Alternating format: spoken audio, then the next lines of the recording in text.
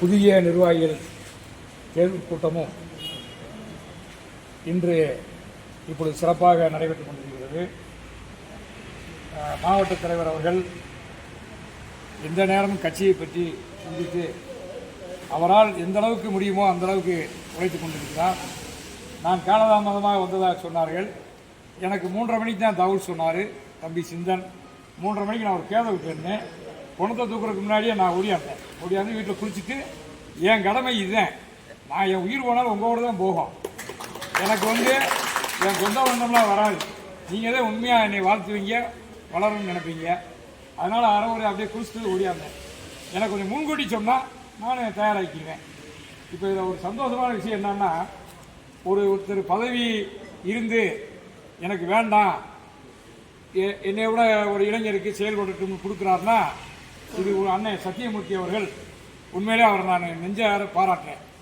ஏன்னா பெருந்தலைவர் காமராசர் ஒருத்தர் தான் கேப்லான்னு சொல்லி கொண்டு வந்து 60 வயசுக்கு மேலே ஆயிடுச்சு, நம்ம கட்சி பணிகளை பார்ப்போம், அதிகாரமிக்க பதவிகளை பூரா இளைஞர்களுக்கு வாய்ப்பு கொடுப்போம்னு சொல்லி காமராசர் அவர்கள் கொண்டு வந்த அந்த கேப்லான் திட்டத்தை இப்போ இருக்கக்கூடிய இளைஞர் சமுதாயம் வழிவிட்டு கொடுக்கணும், வளரணுன்றதுக்காக அண்ணன் சத்தியமூர்த்தி அவர்கள் அந்த பணியை தம்பி சீனிவாசராயருக்கு கொடுத்துருக்கதா கேள்விப்பட்டேன். மிக மிக எனக்கு சந்தோஷம். ஏன்னா நம்ம கட்சியில் இருந்தால் இப்போ வந்திருக்கீங்க, யாருமே எந்த பிரதிபலனை எதிர்பார்த்து வந்திருக்க மாட்டோம். நம்மெல்லாம் ஒழுக்கமானவர்கள், சுத்தமானவர்கள், தியாகத்தின் வழியில் வந்தவங்க. நம்ம தாத்தா வந்திருப்பாரு, நம்ம அப்பா வந்திருப்பாரு, நம்ம வந்திருக்கோம். நம்ம பிள்ளைகளை வர வைக்கணும். அதுதான் நம்ம செய்யக்கூடிய, இந்த தேசத்துக்கு செய்யக்கூடிய கடமை. இப்போ இன்னைக்கு நம்ம நாட்டில் இப்போ மாவட்ட தலைவர் அவரை நான் ஒரு மனசார நான் பாராட்டி வாழ்த்துக்கிறேன். அவருக்கு நன்றி தெரிவிச்சுக்கிறேன். போன வாரம் நம்ம கிராம மறுசீரமைப்பு கமிட்டியினுடைய பயிற்சியாளர், முதன்மை பயிற்சியாளர்னு தமிழ்நாடு முழுவதும் ஒரு 10-70 பேரை ரெடி பண்ணி அனுப்பியிருந்தாங்க. தேனி மாவட்டத்திலேருந்து என்னை அனுப்பினார். தம்பி சம்சுதீன் வந்திருந்தார். அங்கே நாங்கள் 2 பேரும் அந்த கூட்டத்துக்கு சத்தியமூர்த்தி பவனுக்கு போனோம்.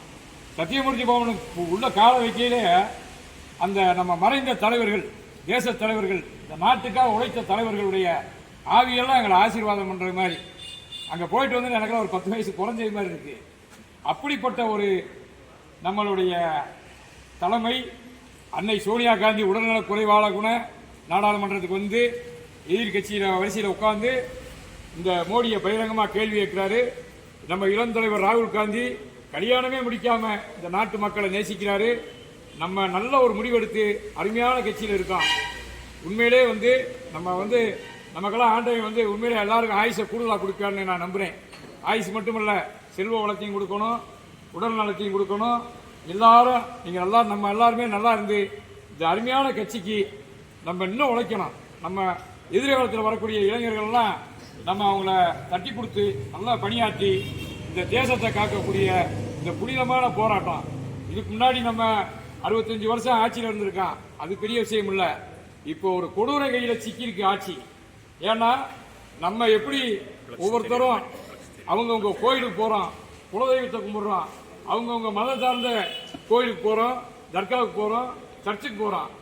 ஆனால் நம்ம எல்லாரும் ஒருங்கிணைந்து இருக்கக்கூடிய இடம் காங்கிரஸ் கட்சி. காங்கிரஸ்னாலே ஒற்றுமை.